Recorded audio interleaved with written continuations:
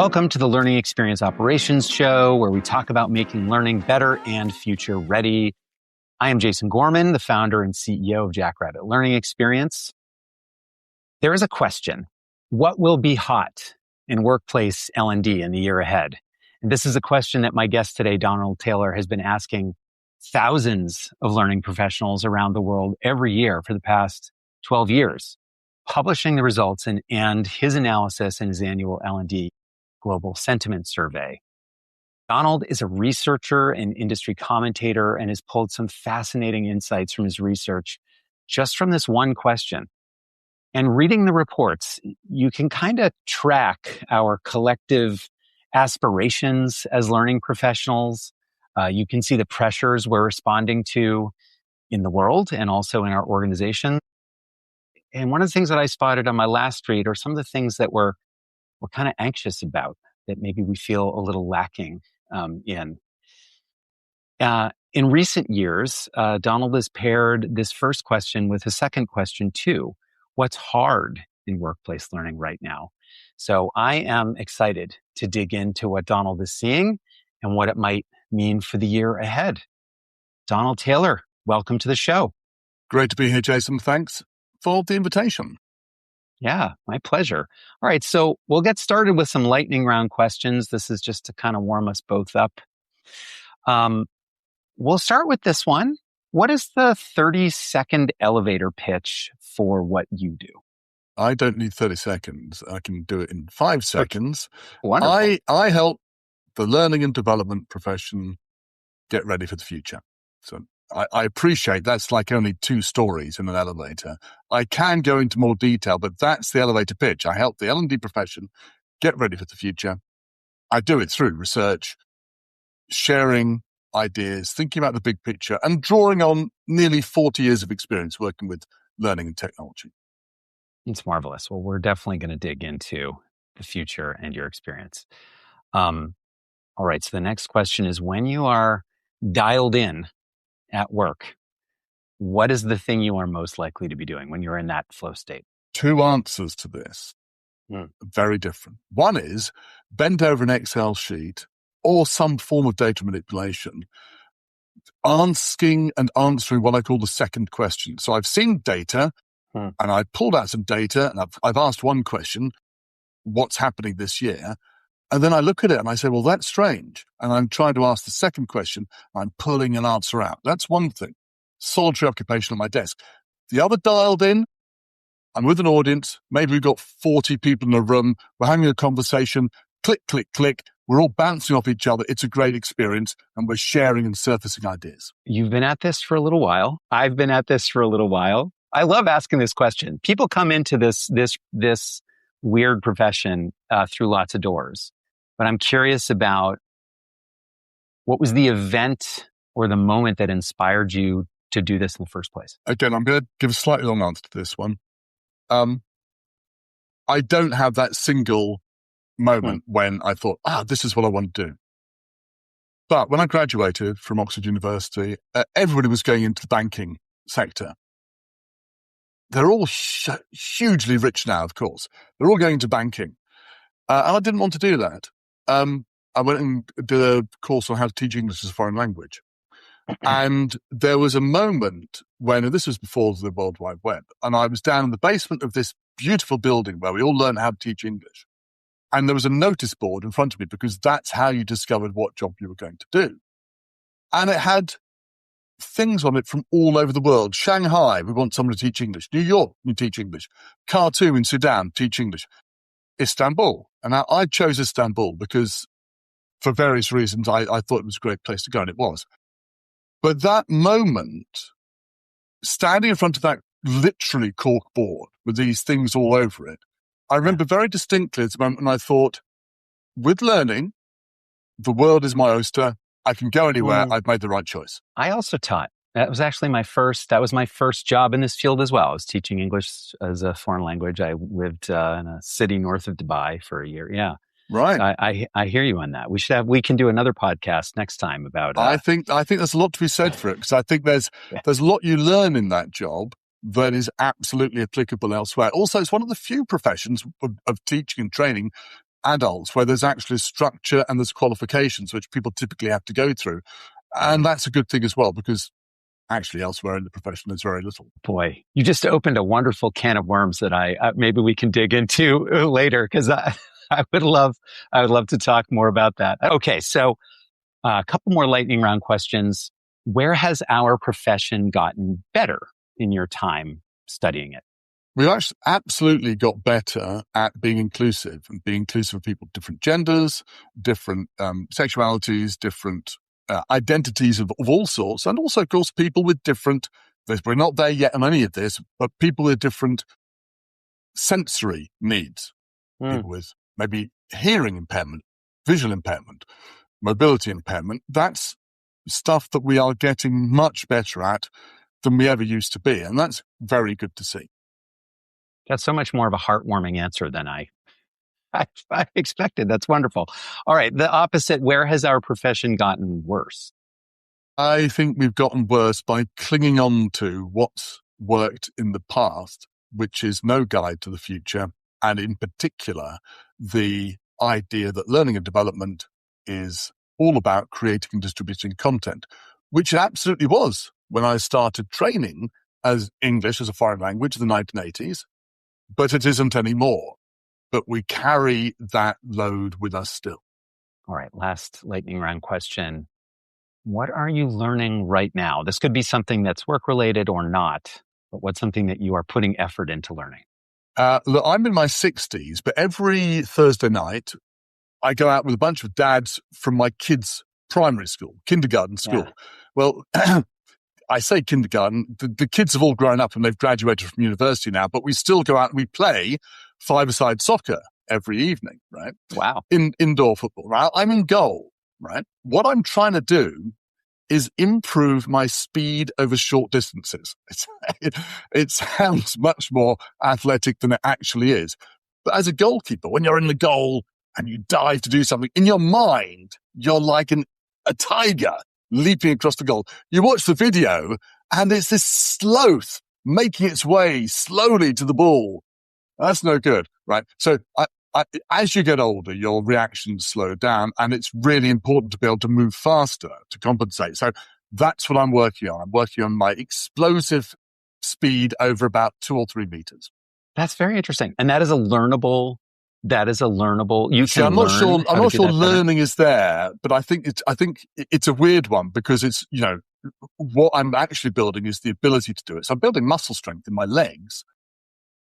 Is it a learned thing? I'm not sure, but I know I need to do it in order to do my job better. That's very interesting. Thank you for sharing that. All right. We'll get into some longer form questions now. So you have stressed for over a decade that your survey measures sentiment. So what people feel is hot. It's like Tinder for people. I must have made this joke, right? It's like Tinder for nobody has made this joke before. How is that possible? I don't know. You're a natural wit, Jason. That's all I can say. Well, that's not true, but I appreciate that anyway.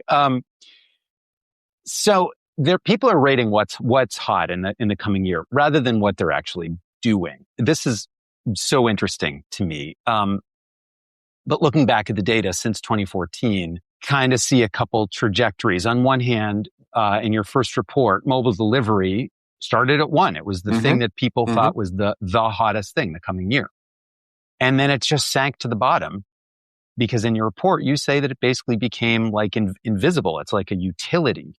On the other hand, you can have something like the metaverse that just it debuted at like 14. It was towards the bottom of the list. And L&D just never bought it. So I'm curious, based on all of these years of data, how good is our intuition about things that will be hot? How good is our intuition at actually predicting what we will be doing in our operations? Is the report generally a good indicator of things that we do, or are we just kind of reacting to shiny objects? We're definitely reacting to shiny objects. There's no question about that. And I've got an interesting proof point about that. But it doesn't mean we're wrong. it may be the object is shiny because it's something new and powerful and it will be adopted widely. The proof of the shiny object thing is that reskilling and upskilling was, it was number one for a couple of years. And then it dropped away from being number one, except in Sweden, where suddenly, in the year that everyone pushed it back to number two, it rose to being number one by a substantial margin. And I was doing a webinar to the Swedes, and I said, what on earth is going on here? Why are you suddenly all a god for reskilling and upskilling? Oh, it's very simple. Per Lager brought out a book in August called Reskill Upskill. I think it's called. Yeah, anyway, it was Reskill and Upskill, right, in Swedish. And so what happened was it was a huge hit in Sweden. Everyone was reading it, and it was on everybody's mind.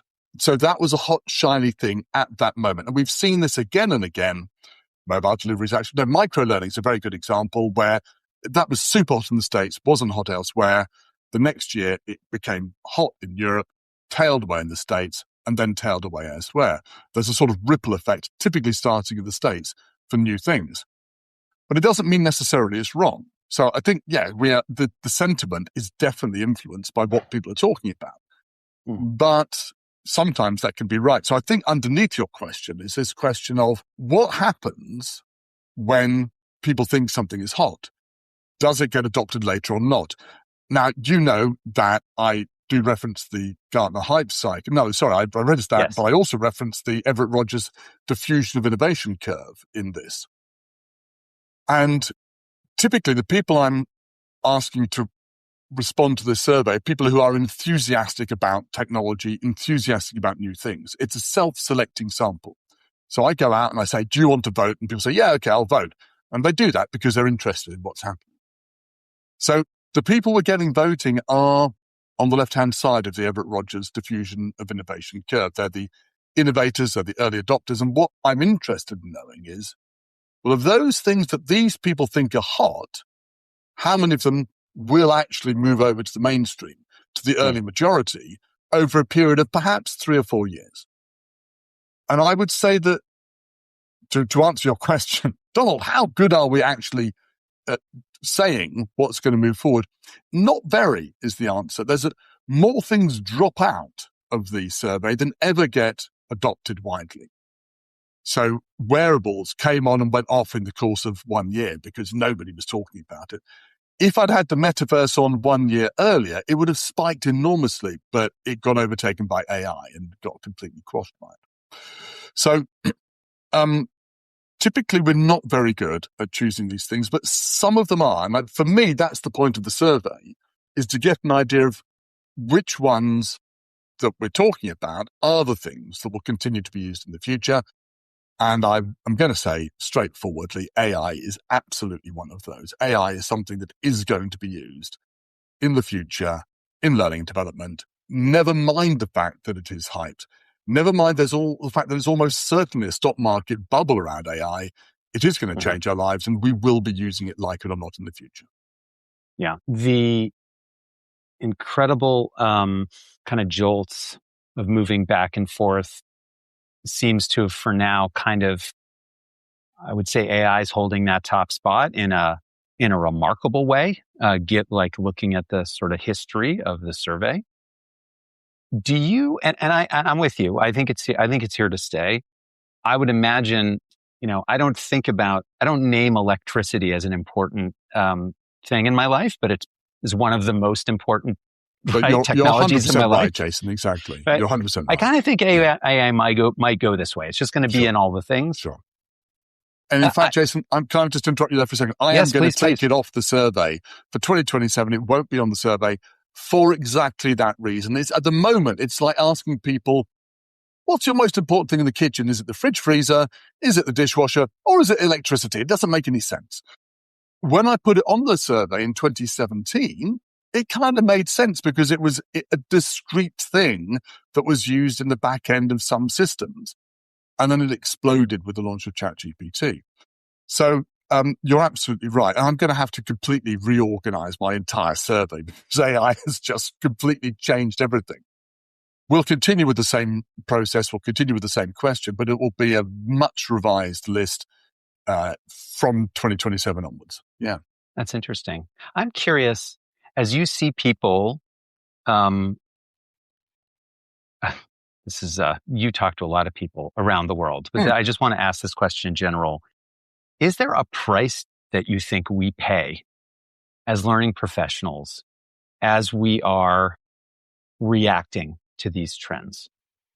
Uh, we should be, but are we reacting appropriately? Are we overreacting? Are there prices that we're paying operationally or to our time that we should be aware of that you've spotted?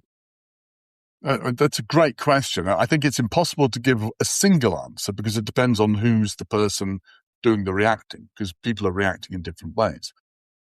I would say there are 5 different ways in which we can react to something like AI. One is to do nothing. And actually, generally, that's not a bad reaction to a lot of things because you can get to see what other people are doing. But if you continue to do nothing, you will eventually not have a job because AI is going to transform everything so much it's pointless. You can react in a way that improves your basic efficiency. So you use AI as a tool to help you with things in the office. That's a bit better than doing nothing, but at the same point, if you're not using it to fundamentally rethink what you're doing, it's going to leave you without a job in the future. I'm sorry to be so negative and dramatic, but it is simply the case. We're seeing with AI a repeated trend that we've seen in the 19th century with the Industrial Revolution and introductions of new technology generally, that people who have particular skills do end up losing their jobs because they are replaced. It doesn't mean there aren't new jobs. It doesn't mean people in the same profession can't do things in that same profession. But the particular task of creating content is absolutely going to be transformed by AI, possibly in a negative way, but it's going to be transformed. And we have to do other things. So if you're continuing to do that, either you do nothing with AI or you're just using it to improve efficiency, you are going to not have a job in 5 years' time. The other 3 things you could use, other 3 ways you can adapt. One is to do what I call do the same thing but louder. It's what I call the boombox approach. You have the transistor radio, but then suddenly you've got a boombox, which is the same functionality as your transistor radio. It plays cassettes, it plays the radio, but it's bigger and louder. So same deal. That means you're doing courses, you're creating courses faster, maybe they look sexier and so on. I think that's like a flat line. I'm not sure where it ends up. I think you end up being a slave to a production cycle that just simply becomes much, much more efficient. After that, you can start doing old things in a new way. So you can start doing things which are tactically superior to what we've done in the past. So you might find new ways of doing skills training. You might find new ways of doing skills analysis. You might find new ways of doing simulations, right? So all stuff we're doing at the moment, but you're doing that old thing in a new way. Now that lifts you up. You're not focused so much on the content side of things. You're prepared to accept that is something which is going to become a commodity very rapidly. So you're focusing on these other areas where you can provide more impact. That's a tactical change. The other thing you can do is to focus on a strategic change, which is to think, I'm going to do new things in a new way. It's very difficult to say what those are, but we have seen some organizations doing them. And in the transformation triangle, which I hope we'll get to, we've seen organizations that are doing things entirely differently, powered by AI and by the things which AI make possible. So we're not using it as electricity to power an existing process faster. We're using it as electricity to power something we simply couldn't power before. So those are the 5 things we can do. Nothing, a sort of admin change, a bit of boombox changing, a tactical change or a strategic change. I think only the tactical and strategic really take us up into the future. The rest of them end up, well, probably leading nowhere and ultimately probably to a space where we are dealing with the production of a commodity content. That's a fabulous rubric. And you mentioned the transformation triangle. I'd love to talk about that. So you suggest in your report that was, I think, September 30th, year. Yeah. And we've got to give a shout out to the co-author, Egla Vidal-Skyter. I'll pronounce that name because it is a bit tricky. Thank you. Appreciate that. No, really appreciate your work on that. It was really fascinating. Everybody should read it. So you talk about L&D needs to pivot to become either a skills authority, an enablement partner, or an adaptation engine? We spent so long, Jason, looking for these words. And at the end of it, we thought, oh my Lord, these are really difficult words to say. So it's not just you. I struggle myself. Everything you just said, that rubric that you just gave us, it seems like if we were to kind of take those ideas about what's important for the future and think about what is the future of our operations, of how we, what we are individually as practitioners and leaders, but also what we're doing as organizations. You've given us 3 interesting visions for the future. I would love to hear a little bit about each of those. So the skills authority, which is one of the 3 areas you can get to on the triangle. And all of these, by the way, represent a move away from the focus on content. So you move away from that to a focus on skills. A lot of organizations talk about skills, but a skills authority is a central organization within an organization, so a department, which really understands skills and provides the mechanism, the plumbing, if you like, for skills and an understanding of them to be spread throughout the organization, to be not something that is an addition to work, but is seen as a business critical asset. Now, consultancies typically are taking a view like this. They're going to make sure that people have the right skills and knowledge to do their job. And we see organizations doing this already. The people in that skills authority also need to have a great understanding of the science of learning so they can help people bring on new knowledge and also learn the new skills they need as time evolves and the skills they need evolve. So it's more than simply having a competency framework. It's about having the trust of the organization that you can manage this business critical resource, which is the skills of people. This, in the L&D discourse, there's a lot of conversation about, and actually in your reports, there's a lot of conversation about value, the value we bring to organizations. And this seems to be really embedded, maybe in all 3 of these things, but certainly in this one, this idea that we need to be there as consultants in a proactive way where we're partnering with the overall organization, bringing our expertise, pushing back where necessary. We're being consultants. It sounds like this is an embedded well, actually, let me ask you a question. Is the idea here that the skills authority is an embedded organization within a large company, or could it also be an external organization? Where do you think it's best positioned? I think it would be very difficult to do it externally because I think you need to have the knowledge of how the business operates, but you also need to have the trust of the people who are talking about these skills. When you're talking about skills, it's not just an individual who says, well, I want to develop myself in a particular area. There's usually a conversation between an individual and the person they report to, where they get an honest assessment from that person of how they're doing with their skills. This is a crucial management role, helping people develop themselves. And the best organizations are able to have honest conversations around that because they have clearly laid out views of what skills actually look like in terms of observable behaviors. Well, you are doing this, you're not doing that. We need to develop you in this way in order that you can pursue your path.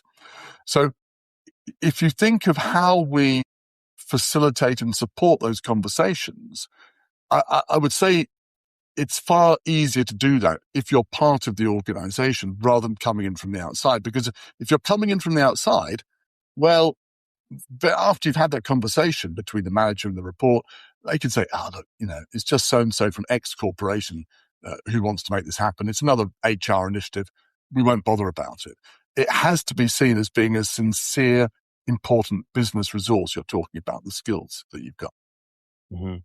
And just from the sort of operations perspective, this sounds like this is a strange word to use, but it sounds like a pretty intimate job, right? As an individual, I'm going into somebody's space. I'm learning about what they do. I'm understanding them, their needs, where the gaps are. this is not me with a spreadsheet trying to work it out based on data. Maybe that's part of it also, but sounds like a very human, a connected human job. I think intimate's actually a really good word to use there, Jason. Yeah, the idea that you're touching on something which for a person is very important to them in terms of their career, but also possibly their identity. So it's not something trivial. So yes, it is intimate. And I think having that sensitivity is an important part of doing the job right. And again, that would make it more difficult for somebody from the outside to do it, I think. And how would you contrast the other two, the enablement partner or the adaptation engine? So skills authority is a central authority in the organization. An enablement partner is also a central role, but it's much more concerned with ensuring that the knowledge that exists throughout the organization is able to be spread rapidly. So a classic example is there's a hotel chain. The people in Sydney discover a way to make the check-in process 3 minutes faster. Right, okay. Might not sound like much, but if you've got a lot of people in the queue, that could be super important. And it definitely affects customer experience positively. So let's make sure everybody in the organization can learn about that. You don't need to have that information captured by the learning and development department, put into a course, and then distributed as a mandatory course across the organization.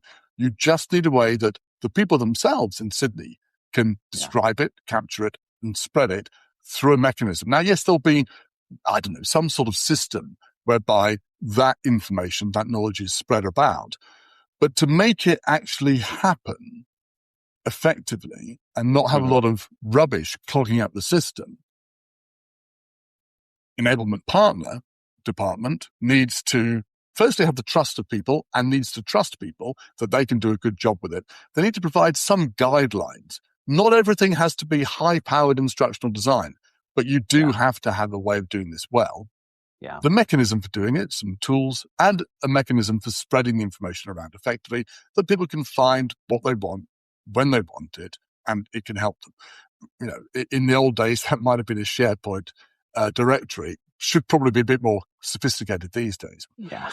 So you do all those things and you can make it happen. But the underlying thing here, a bit like being the skills authority, is a sense of the strategic importance of the organization. What are we trying to achieve here?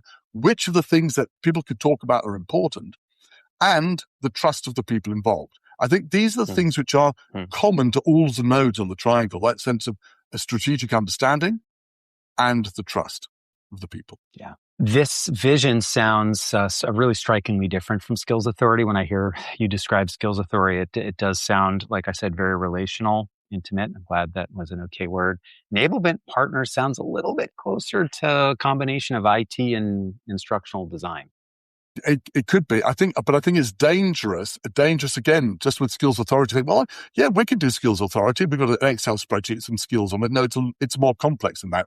And I think enablement partner, I think the key thing is to have the tools with which it's possible for people locally to capture and express their thinking in a way that is sound, but is not complex. And I think that's always the tough balance you've got to strike with that. I've seen things like this for more than a decade, actually, but I think we've got to the stage now where it's possible to do it really quite effectively with some of the tools that are now available. So I suppose there is some in a department like that, there would be would need to have the skill set of user experience, whatever that means. You'd have to make this process for the people in the hotel in Australia. All they have to do is open it to understand it, right? You don't need a course to learn how to access the thing. It needs to be self-explanatory, easy to work. So it seems like another critical piece to the operations there. But ideally, that asset, however it's produced, is not being produced by somebody in the learning and development department, but they will look at it and check that it's okay. They will give some advice on it, but it's being produced by the people in Sydney. Right. And what I mean though, is that in the in making that simple, that there is pressure on the enablement partnership team to make sure that nobody ever has any question about where they should go, what they should do, how to record what works, right? That it just needs to be seamless and simple the way that it is to open up a good app on your phone and know what you're supposed to do. Exactly. Yeah. And then adaptation engine. This is the craziest one because this is where learning and development really kind of fails or stops existing. It becomes part of something bigger. It's possibly a tiger team. It's possibly just a different department, but it is. And we've seen this happen in a couple of instances where the L&D department becomes part of something larger, which is, if you like, a multifunctional team that goes off and tackles performance issues, yes, at a tactical level, but also with a strategic view.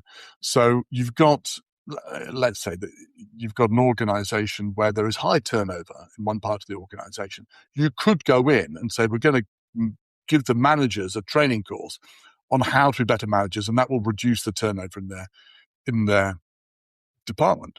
Mm-hmm. But in the example that we found, what happened was this team went in, a multidisciplinary team went in and looked at it and said, well, what's the problem? Why is there the turnover? Rather than going in with the assumption of what the problem is, which is too often the case. And they found by interviewing people, talking to people who left the organization and other things as well, that the issue wasn't necessarily that the managers weren't managing well. It was that the employee value proposition, the reason people came to work in the first place, was poorly expressed, and people didn't feel that the employee value proposition that they were living was what they'd been sold when they joined the organization. So the response to this is pretty straightforward. You say, well, okay, we're going to change that proposition, and we're going to see if we can't make what people experience in the day a bit more like what they thought they should be experiencing. And that's a variety of things that are involved there. Marketing is involved. Job descriptions are involved. Perhaps even the job architecture is involved as well. And also there's some training involved for managers so they know what's going on, and possibly for employees themselves as well. So It's a complex solution to a complex problem, which is probably the way it should be, rather than trying to be what we've been in the past, which is the cure-all for problems. We'll put them on a training course, and very seldom is it the cure-all it pretends to be. Sounds more holistic. You're helping the organization shift and evolve, adapt, as it were. And again, you absolutely have to have the strategic view there. You've got to understand what it is that the organization's trying to achieve, so that you can go in and provide the right solution to these complex issues.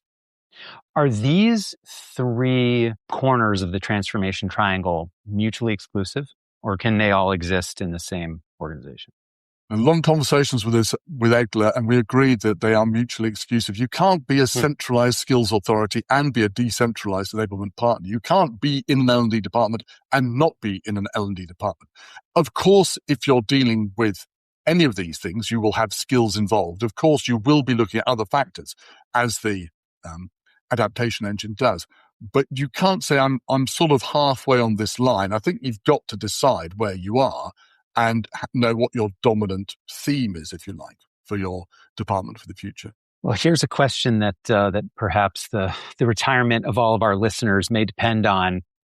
Where do we place our bets, Trace, as individual professionals? We don't know which of these will become the dominant model.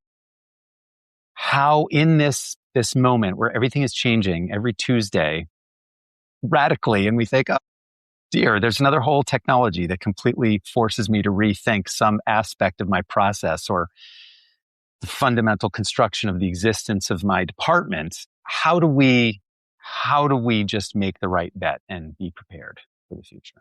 I don't think it's the case that one of these three things will turn out to be the way of the future. I think all three of them will exist. There may even be other ones as well. But this is a way that we spend a lot of time looking at all the data we collect. 20 case studies printed in the report, a bunch of case studies and interviews not included, 20,000 words of responses to our survey and so on, all boiled down into those words on a triangle. It may be, as I say, there are other nodes in the future that appear. Maybe it's a square or pentagon, we don't know. We have three at the moment. How do we place our bets? I think you look at your context, and actually I'm working with Egler right now on a report which should come out in April. You look at which attempts to answer this question. I think you look at your context. If you're a highly distributed organization, it may be that being an enablement partner is the best way to go. If you're a consultancy, you're probably going to be looking more at the skills part of it. It may be that if you're a startup, that you don't want to be either of those two, but an adaptation engine, because you need to be working very rapidly, dealing with a hit squad to tackle some of the performance issues that crop up on the way. And it may be that over time that then changes to another one of these different futures. So I think the key starting point is context, and the thing that underlies them all is trust and belief in the organization. People have to trust you. You have to trust the organization, and they have to believe that you can do the job. And, when it comes back to operational stuff, Jason, it always comes back to, well, when did I last see that person do something that worked for me? Whatever the future is for learning and development, the best preparation for it is to do a damn good job right now, so that people say, yeah, they fixed a problem for me. I trust them. We kind of highlighted this with skills authority, but I'm glad that you've reiterated it across the three of them. I'm with you. I think that this field is fundamentally relational. At the end of the day, that is the bedrock of what we do. It is relating to other people. It is empathizing with them.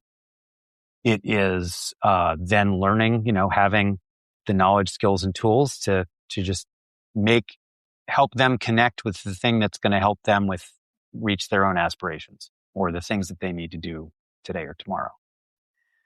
So I appreciate you reiterating that across all three. I really do. Because frankly, without that, I wouldn't want to do this work. I think that's fair. Yeah. I mean, because we're not soulless pushers of information into people's heads. Yeah. We're trying to help people. But a lot of us act that way. Yeah, it's true.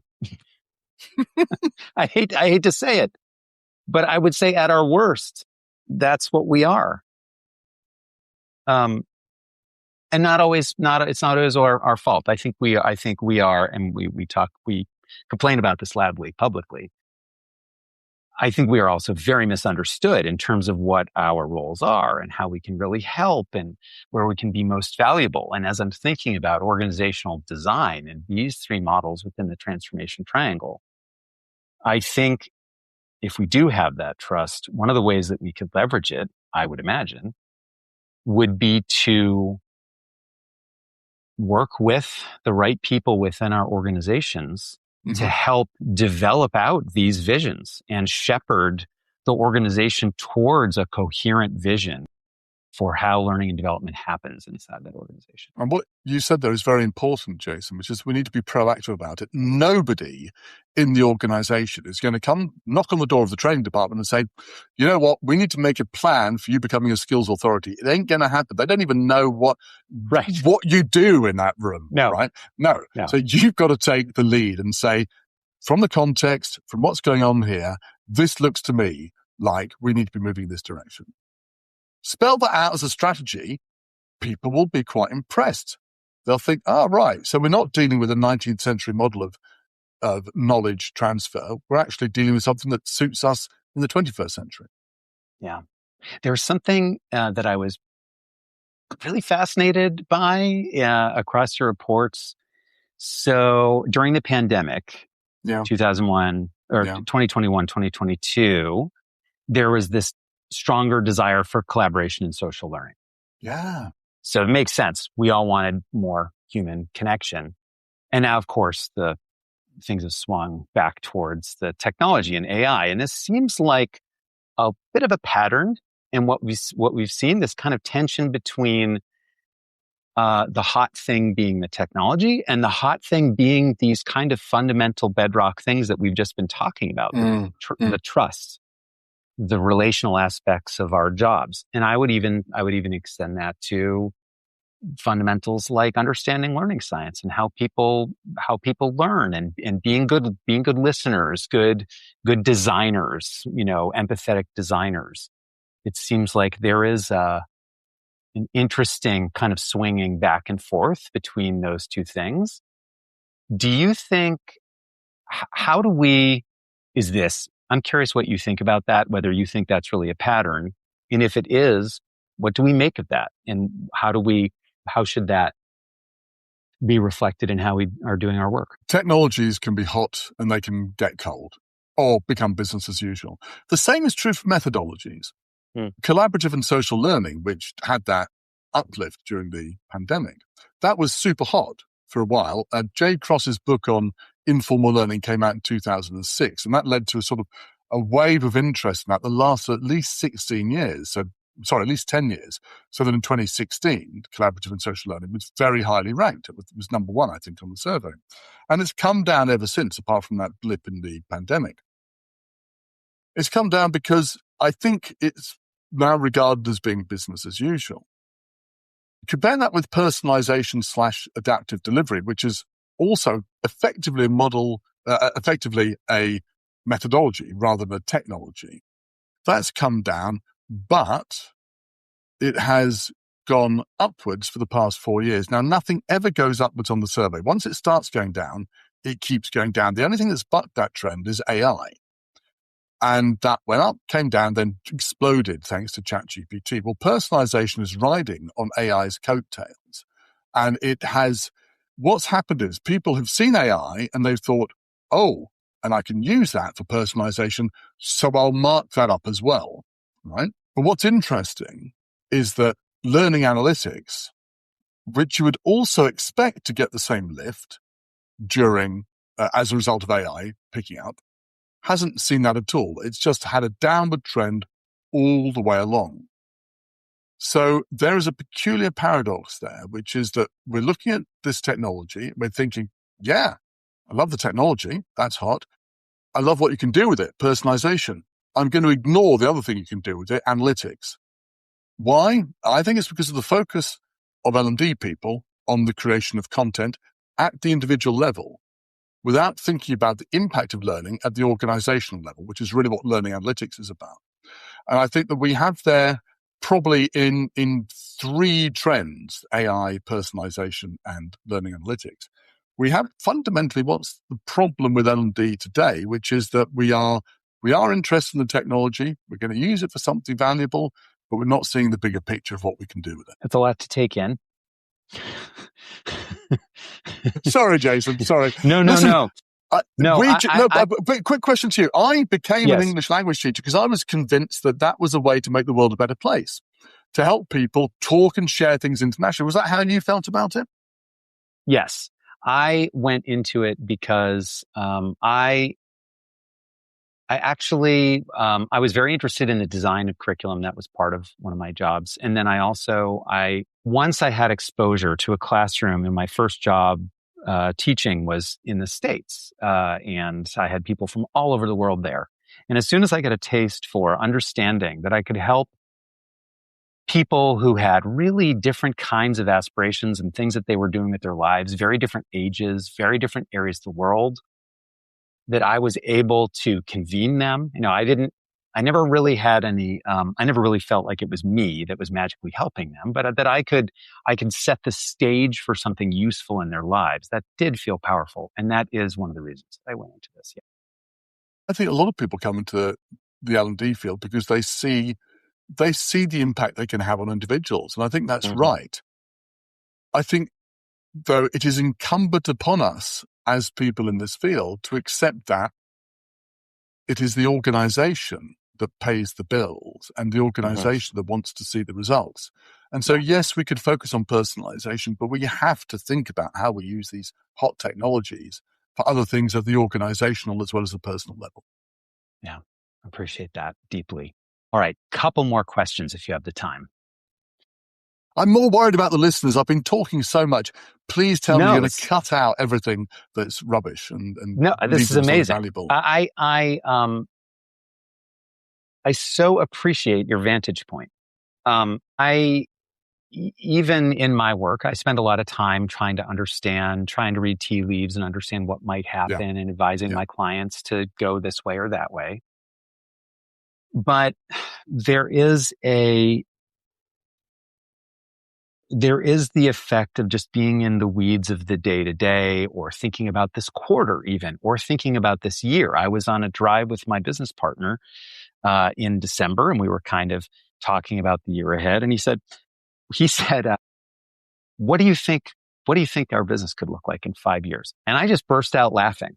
I mean, I was literally my answer. I didn't even offer a response. And he of course agreed. He started laughing right with me. It's a ridiculous question, but I do think that what you are doing here is incredibly helpful to start to understand what the future might require of us if we choose to keep doing this work. Because I think you're right. We don't have a choice. It's ride or die with AI. You have to be with AI, or you're not. You could go be a dog walker. I could do something else. There are lots of other jobs I could do that do not require it if I don't want to do that.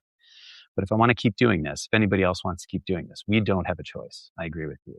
And so what is terrifying about the kind of immovable object of AI as this fixture in the future and the irresistible forces of things changing every 3 minutes, it puts us into this kind of existential tailspin.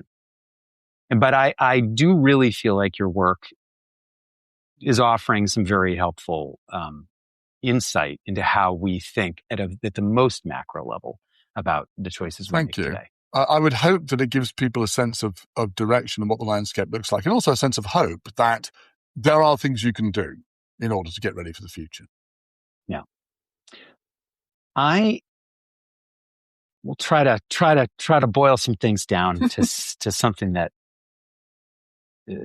people might be able to take and run with now. So based on your years of watching what's hot hype and then fade, what is resilient? What is a resilient operational habit, an evergreen thing that a team could build to survive the next wave of disruption? I'm going to come back to something you said earlier, and I'm going to draw on a conversation I had with Heather Stefanski, who's the Chief Learning Officer for McKinsey. And I said to her, "You've got a very difficult job. How do you know that you're keeping on track? What do you do?" And she said, "Well, I look at my diary." I wasn't expecting that. I said, "Well, what do you mean?" "Well, look at my diary." And I checked that at least half of my time is spent in conversation with other people in the business to work out what's going on. And I thought, that is it. And this is a common thread that I see across any good learning leader. They are always building and maintaining their networks inside and outside, but particularly inside the organization. Now, it sounds like a luxury. It sounds like something you do when you're not caught up in the weeds of your daily job. But actually, in my observation, it is the people who build and maintain those networks that are best able to implement the next technology, run the next change program when it comes along, have somebody support them when things get stuck, and also find out what the real issues are in the organization that need tackling. And you do that through this soft transfer of knowledge, information, gossip that takes place all the time on those networks. So it is absolutely key, I think, to success is to come back to your point. We are in a human business, and you've got to treat people like humans and build a human network to support what you're doing. Not probably, I'm sure, what you're expecting me to say, but I think I've come to the conclusion, I think, over the last 5 years, that having that strong network internally and externally and fostering it, which, by the way, means giving as well as taking, fostering it is crucial. It makes perfect sense. It's completely technology proof. It's an absolute prerequisite to do everything that we do in our work. It has always been, will always be. It makes perfect sense to me. Thank you for that. I have one last question. And after we're done here and the camera is no longer rolling, I will see if you have a question for our next guest. But my last guest was Dr. Luke Hobson. I don't know if you know Luke. He is here. He's a wonderful thinker and designer. He works at MIT and teaches instructional design. He's written a couple books. So he gave me a question to ask you, and it's a wonderful way to end. His question is, besides AI, what type of tool or technology will have the most significant impact in our field 5 years from now? My answer is a kind of a cheat, but I think it makes sense. So my answer is voice recognition. This sounds a bit dull, Don. We have voice recognition already. We do. But it's nascent. It's not really being used to its full effect. What's going to happen in the next 5 years is that we're going to shift, I'm pretty sure, from devices which are based on text and keyboards to voice activation, voice input, and, of course, aural output. So you'll be talking to your computer far more than you ever have in the past. And the way people do it at the moment with Alexa or whatever, that will be the default way of an awful lot of work in the future. And that, of course, will be powered by AI. You'll be able to say to a spreadsheet, okay, I want to do a pivot table for this set of data, show me the trends from 2023 to 2034 with particular reference to this, that, and the other. And it will do the pivot table, do me a graph, make that line different color, whatever. And you could do it all by speaking to your computer. Now, what the initial effect of that will be that we just do old things in a slightly louder way. Boombox. We could create a lot more stuff. What then happens is you start finding that you can do new things, and there'll be things which we can't even recognize or think about at the moment. But what will happen is that computing will become far less tied to particular objects and devices and places, and much more pervasive in our daily lives. And we will start expecting to be able to talk to the lamp, to talk to, the bus stop, and have conversations in ways that simply don't make any sense at the moment. But if you imagine, if you could find something out by just talking to something, you'll be able to do that in the future. You'll be able to look at a photograph on your wall and say, remind me, when was that photograph and who are those people in it? And it will tell you. Now, it's a bit outlandish, but I think within 5 years, that's absolutely going to happen. I love that. That's very exciting and certainly not what I expected. That's kind fantastic. Of science fiction-y, but I think, if you just let your mind run with that one on the beach at some point and just ask yourself, if I could ask something of an object, what would I get out of it? Well, that's the future. That's incredible. One part of the future. It has been an absolute delight having this conversation with you, Donald. I so appreciate you coming. I so appreciate you sharing your expertise and your research and your insight. Really, really appreciate it. Jason, it's what I do. As I said at the beginning, I want to try to help other people on this exciting journey in learning and development. But I really appreciate talking to someone who's taken the time to really read through the reports, think about what I'm doing, and has brought his own depth of expertise to the conversation. So, Jason, thank you very much. Thank you for listening, and a huge thanks to our guest today. If you enjoyed this episode, please like, subscribe, and share it with your friends and colleagues. I'm Jason Gorman. I'm the founder and CEO of Jackrabbit Learning Experience, where we help organizations of all kinds make learning better through a clear, repeatable process that is future ready. If any of this resonates with you, just keep tuning in, and please join the community we're building. I'm looking forward to seeing you next time.